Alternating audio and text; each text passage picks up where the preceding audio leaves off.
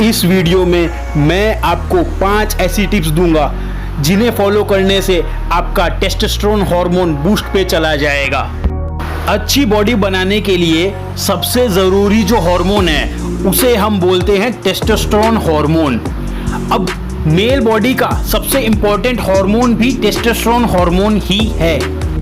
अगर आप अच्छी बॉडी बनाना चाहते हैं, मस्कुलर बॉडी बनाना चाहते हैं, तो आपकी बॉडी के अंदर टेस्टोस्टेरोन हार्मोन का बूस्ट पे होना, हाई पे होना बहुत ज़रूरी है। तो मैं जो आपको 5 टिप्स दूंगा, उन टिप्स को फॉलो करने से विद इन 1 मंथ आपका टेस्टोस्टेरोन हार्मोन बूस्ट पे चला जाएगा। तो सबसे पहले मेरे वीडियो को लाइक कर दें और मेरे चैनल को सब्सक्राइब कर लें।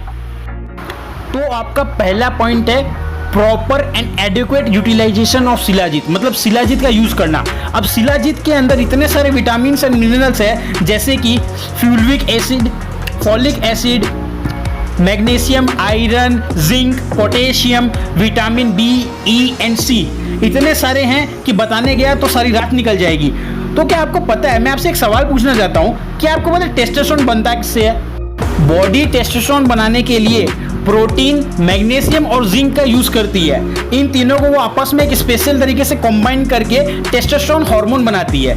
अब अगर आपकी बॉडी के अंदर मैग्नीशियम, आयरन, जिंक, इन तीनों में से किसी एक चीज की भी अगर कमी पड़ गई ना, तो आपके टेस्टोस्टेरोन लेवल को बूस्ट पे जाने नहीं सकते।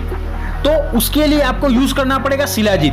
अब कितना यूज करना है पहले ही बता दे रहा हूं, गर्मी के मौसम में गलती से भी शिलाजीत का यूज मत कर लेना।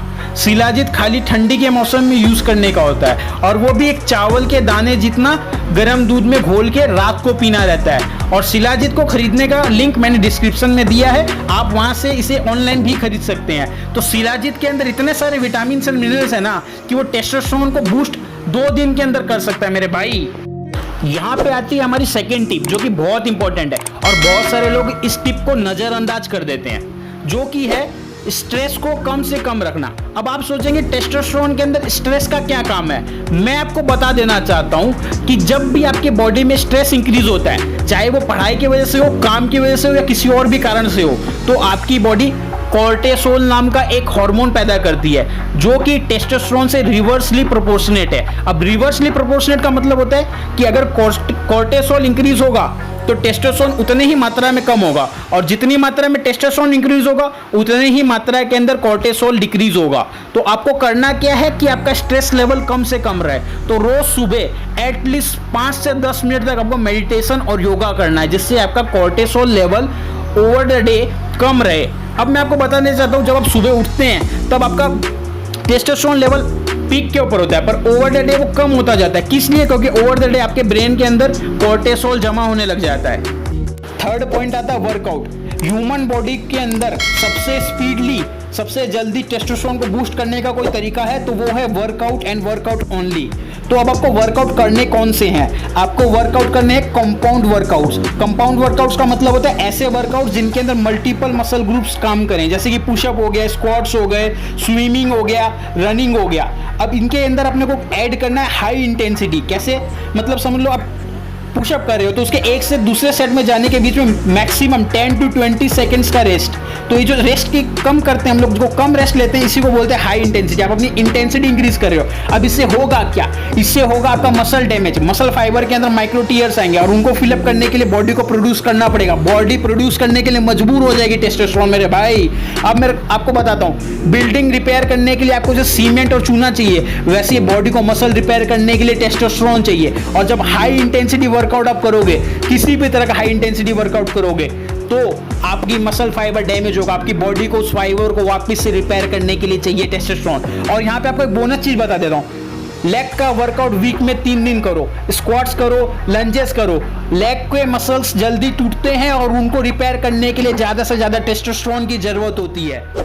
थर्ड पॉइंट के अंदर आ जाता है आयुर्वेदा।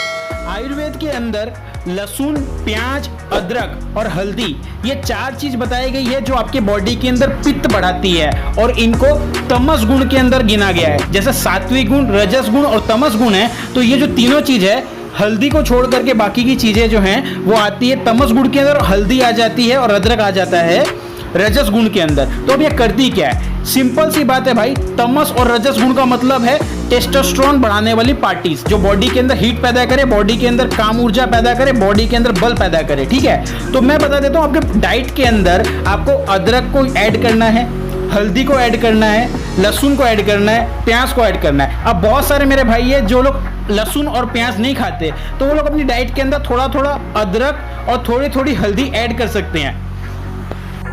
फिफ्थ पॉइंट आता है जो कि सबसे इंपॉर्टेंट है, जिसको बहुत सारे लोग नजरअंदाज कर रहे हैं, अभी भी आप भी कर रहे हो, वो है गहरी नींद।